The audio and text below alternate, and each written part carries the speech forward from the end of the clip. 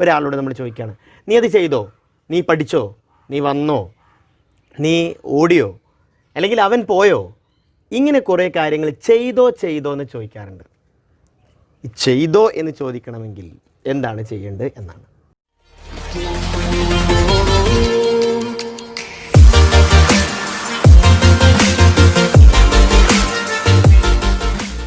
രണ്ടാമത് class spoken ഇംഗ്ലീഷിൻ്റെ യൂട്യൂബിലൂടെ English പഠിപ്പിക്കാനുള്ള ഒരു ശ്രമമാണ് നടത്തുന്നത്.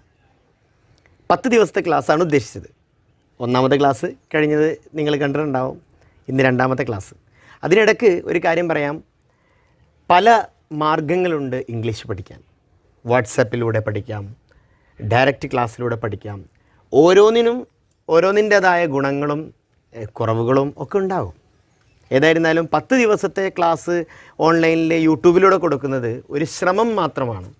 അത് കഴിഞ്ഞിട്ട് ആളുകളുടെ സപ്പോർട്ടൊക്കെ അനുസരിച്ചിട്ട് അത് തുടരാം എന്നുള്ളതാണ്. എങ്കിലും നമ്മുടെ പ്രധാന പദ്ധതിയായ റെസിഡൻഷ്യൽ കോഴ്സ് അത് ഇമ്പോർട്ടൻ്റ് ആണ്. അത് നടന്നുകൊണ്ടിരിക്കുന്നുണ്ട്. റെസിഡൻഷ്യൽ കോഴ്സ് 10 ദിവസം താമസിച്ച് സംസാരിച്ച് മറ്റൊന്നുമില്ലാതെ, ഇപ്പോൾ നമ്മൾ കൂടുതൽ കേട്ടൊരു വാക്കാണ് ക്വാറൻറ്റൈൻ. അങ്ങനെ പറയാൻ വേണമെങ്കിൽ 10 ദിവസം എൻ്റെ കൂടെ തന്നെ താമസിക്കുന്ന ഒരു സംവിധാനമുണ്ട്. അതിന് നിങ്ങൾക്ക് താല്പര്യമുള്ളവരൊക്കെ കോൺടാക്റ്റ് ചെയ്യണമെന്ന് സാന്ദർഭികമായിട്ട് പറയുകയാണ്. ഏതായിരുന്നാലും ഇന്ന് നമ്മൾ സൂചിപ്പിക്കുന്നത്, ഒരു ദിവസം രാവിലെ മുതൽ വൈകുന്നേരം വരെ നമ്മൾ സംസാരിക്കുന്നതിൽ പ്രധാനപ്പെട്ട ഒരു ഭാഗമായിട്ട് നമുക്ക് കണക്കാക്കാൻ പറ്റും. ഒരാളോട് നമ്മൾ ചോദിക്കുകയാണ്, നീ അത് ചെയ്തോ, നീ പഠിച്ചോ, നീ വന്നോ, നീ ഓടിയോ, അല്ലെങ്കിൽ അവൻ പോയോ, ഇങ്ങനെ കുറേ കാര്യങ്ങൾ ചെയ്തോ എന്ന് ചോദിക്കാറുണ്ട്. ഈ ചെയ്തോ എന്ന് ചോദിക്കണമെങ്കിൽ എന്താണ് ചെയ്യേണ്ടത് എന്നാണ്.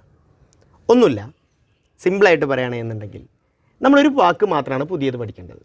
Did, DID. ഡിഡ് വെച്ച് ഡിഡ്, അതുപോലെ തന്നെ ആരെക്കുറിച്ചാണോ ഈ പറയുന്നത് അത് സബ്ജക്റ്റ് എന്ന് പറയും. നമ്മളിപ്പോൾ അത് ചർച്ച ചെയ്യേണ്ട.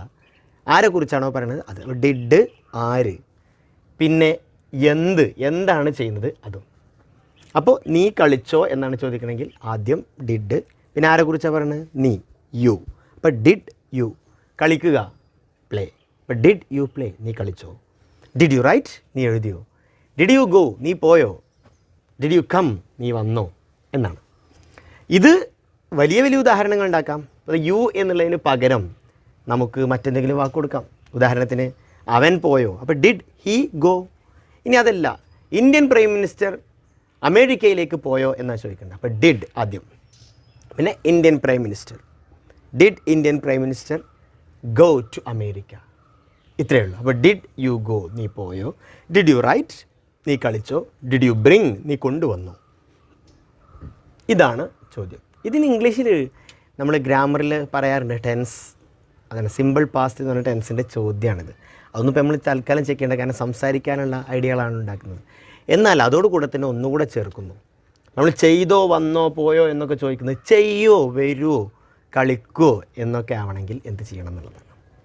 അപ്പോൾ ഈ ഡിഡ് മാറ്റുന്നു, അവിടെ വിൽ വെക്കാം. അപ്പോൾ ഡിഡ് യു പ്ലേ എന്നുള്ളതിന് പകരം വിൽ യു പ്ലേ. നീ കളിക്കുമോ, വിൽ യു പ്ലേ. നീ വരുമോ, വിൽ യു കം. നീ എഴുതുമോ, വിൽ യു റൈറ്റ്. നീ പാടുമോ, വിൽ യു സിങ്. നീ ഓടുമോ, വിൽ യു റൺ. ഇങ്ങനെയാണ്. അപ്പോൾ യുവിന് പകരം വേറെ ഏത് സബ്ജക്റ്റും വെക്കാം, ഒരു വ്യത്യാസം വരുന്നില്ല.